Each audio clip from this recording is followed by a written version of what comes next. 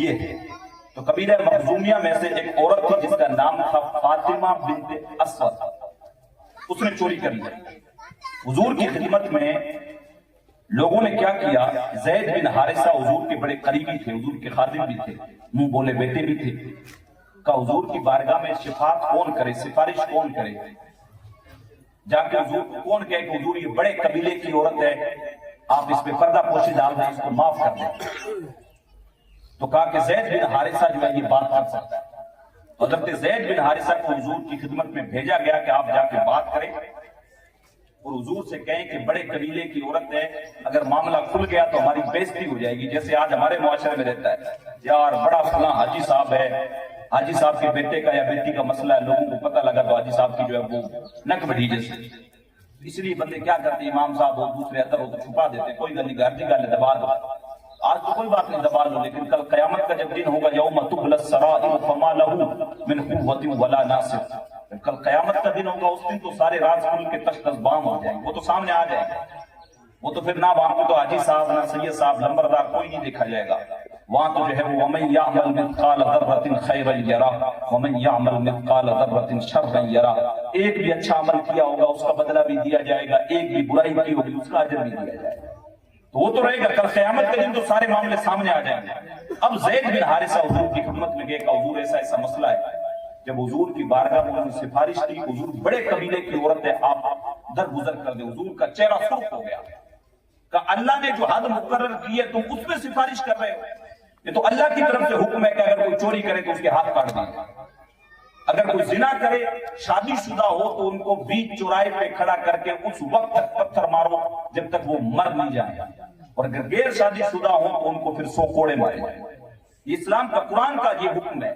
تو کہا تو اللہ کی حد میں سے اللہ کی حدود میں سفارش کر رہا ہے، حضور کا چہرہ سرخ ہو گیا، تاریخی جملہ حضور نے ارشاد فرمایا، کہا تم اس کی سفارش کر رہے ہو، اگر فاطمہ بنت محمد، اگر میرے جگر کا ٹکڑا میری بیٹی فاطمہ اگر وہ بھی چوری کر لیتی تو میں محمد اس کے بھی ہاتھ کٹوا دیتا۔ یہ ہے اسلام، اتنی مضبوطی کے ساتھ تب جا کے ہم تک پہنچا ہے،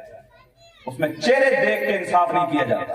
عہدہ دیکھ کے جو ہے وہ بات بدلی نہیں جاتی، جو بات ہے وہ ہے، جو اللہ کی حدیں ہیں ان کو قائم کیا جائے گا، چاہے کوئی بھی ہو سامنے، غلطی اگر کی ہے تو سزا اس کی ملے گی۔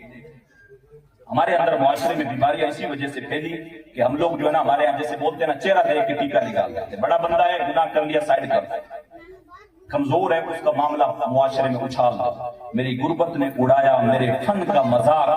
اور تیری دولت نے تیرے عیب چھپا رکھے، دولت والا کسی کے منہ پہ پیسے مار دیتا ہے، معاملہ رفع دفع ہو گیا، پولیس والوں کو پیسے دے دی، انہوں نے بھی FIR نہیں کر دی، اور غریب ہے اس کا سرے بازار سرے چوراہے بیچارے کا تماشا بن جاتا ہے۔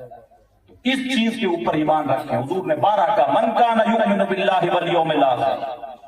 جو آخرت پر اور اللہ کے دن پہ ایمان رکھتا ہو، بات ساری آخرت پہ ہے، اگر کوئی اللہ پر اور آخرت کے دن پہ ایمان نہیں رکھتا وہ جو چاہے کرتا، پھر اذا لم تستحی فاصنع ما شئت، اگر حیا ختم ہو گئی، آخرت پہ ایمان نہیں ہے، اللہ پہ ایمان نہیں ہے، پھر جو چاہو کرتے تھے۔ ہمارے یہاں ایک پنجابی میں بولتے نا کہ صرف تو لائی چنی پھر کی کرسی کوئی، پھر وہ والا مسئلہ ہے، اگر آپ نے چنی اتار کے پھینک دی سر سے، آپ کے اندر شرم نہیں ہے، اللہ کا خوف نہیں ہے، آخرت کا خوف نہیں ہے، پھر جو چاہے کرتے پھریں، پھر کوئی نہیں۔ لیکن اگر اللہ کا ڈر ہے، آخرت کے دن کا اگر خوف ہے دل میں کہ ہم نے رب کے سامنے کھڑے ہو کے حساب دینا ہے، تو ڈرے، جن چیزوں سے رب نے منع کیا ان سے رک جائیں، جن چیزوں کا حکم دیا ان چیزوں کو کریں۔ رمضان المبارک بڑا جو ہے قریب آ چکا ہے، رمضان کا 1-2 روزہ رکھ کے فارغ نہ ہو جائیں، بلکہ رمضان کے پورے 30 روزے رکھیں، کیونکہ یہ جو اسلام کے 5 ارکان ہیں، کلمہ، نماز، روزہ، حج اور زکوٰۃ، ان رکنوں میں سے، ان ارکان میں سے ایک رکن روزہ بھی ہے، تو ایک روزہ رکھنے سے، 2 روزہ رکھنے سے جان نہیں چھوٹے گی۔ روزہ، نماز ہر مسلمان عاقل بالغ مرد و عورت پہ فرض ہے، حج اور زکوٰۃ وہ مال والوں پہ جن کے پاس مالی کے نصاب ہے ان پہ حج ہے، جن کے پاس مال و دولت ہے ان پہ زکوٰۃ ہے، ورنہ نہیں ہے۔ لیکن نماز اور روزے کا مسئلہ یہ ہے کہ ہر عاقل بالغ مسلمان مرد و عورت پہ فرض ہے، اگر اس کو بندہ کوئی چھوڑتا ہے تو اس کو پھر اس کا حساب دینا پڑے گا، اور اس کے بغیر چھٹکارا نہیں ہے۔ کوئی معافی نہیں ہے، اس لیے رمضان کے روزے رکھے۔ من صام رمضان ایمانا و احتسابا غفر له ما تقدم من ذنبه، حضور ارشاد فرماتے ہیں جس نے رمضان کے پورے روزے رکھے ایمان اور محاسبہ نفس کے ساتھ، یعنی گناہ کو چھوڑے رکھا، گناہ نہیں کیے، اپنے نفس کا محاسبہ کرتا رہا، غفر له ما تقدم من ذنبه، اللہ اس کی پچھلی ساری خطاؤں کو معاف فرما دیتا ہے۔ نیت کریں آج کی اس مجلس میں رمضان کے پورے روزے رکھیں گے، 5 وقتہ نماز پڑھیں گے، چاہے وہ مرد ہو چاہے وہ عورت ہو۔ عورتوں کے اوپر بھی اتنی نماز فرض ہے جتنی مردوں پہ، اور اتنے ہی روزے فرض ہیں جتنے مردوں کے اوپر۔ ہاں عورتوں کے لیے کچھ اسپیشل چھوٹ دے دی گئی ہے، عورتوں کے لیے کچھ ایام ایسے آتے ہیں جن میں عورتیں پاک نہیں رہتی، ان ایام کی نماز اللہ تعالیٰ نے عورتوں کے لیے معاف کر، 2 دن آئے 3 دن آئے، وہ جتنی نمازیں عورتوں کو معاف ہے، کیونکہ نماز ہر دن میں 5 مرتبہ رہتی ہے۔ ہاں روزوں کے اندر اگر عورت ناپاک ہو جاتی ہے 2 دن 3 دن، تو اس میں شریعت نے رکھا کہ ان روزوں کی قضا آپ کو عید کے بعد کرنی ہے۔ روزوں کی معافی نہیں ہے، وہ جو ایام میں نمازیں ہوں گی ان کی جو ہے وہ قضا آپ کے جو ہے وہ نمازیں ہوں گی وہ معاف ہے، روزوں کی قضا آپ کو کرنی ہے۔ یہ کچھ چیزیں تھیں جو میں نے آپ کے سامنے قرآن اور حدیث سے پیش کی، باتیں بہت ساری ہیں کرنے کے لیے، لیکن لازم یہ ہے کہ ہم لوگ عمل کی طرف آئیں اور اپنے آپ کو گناہوں سے، بدکاریوں سے، نشے سے اس سے نکالیں، اپنے بچوں کو اچھی ایجوکیشن دلائیں، چاہے وہ دینی ہو دنیاوی ہو، تاکہ جب انتقال، اب حافظ عمران صاحب ہیں، والد صاحب انتقال کر کے جانا ہم نے سب نے، لیکن کم سے کم جا کے اپنے باپ کی قبر پہ قرآن تو پڑھیں گے، لیکن وہ ماں باپ جنہوں نے اپنے بچوں کو پڑھایا ہی نہیں، ان کی قبر پہ جا کے کون پڑھے گا؟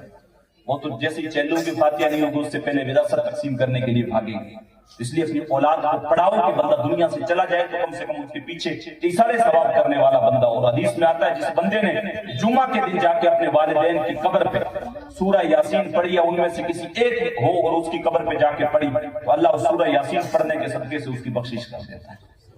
معمول بنائیں، اپنے آپ کو دین کے ساتھ مضبوطی کے ساتھ جوڑیں، گناہوں سے توبہ کریں، نوجوانوں کو نشے کی لت جو لگی ہوئی ہے اس سے ہٹا کے تعلیم کی طرف لے کے آئیں۔ اللہ مجھے اور آپ کو سننے سے زیادہ عمل کی توفیق نصیب فرمائے۔ استغفر اللہ ربی من کل ذنب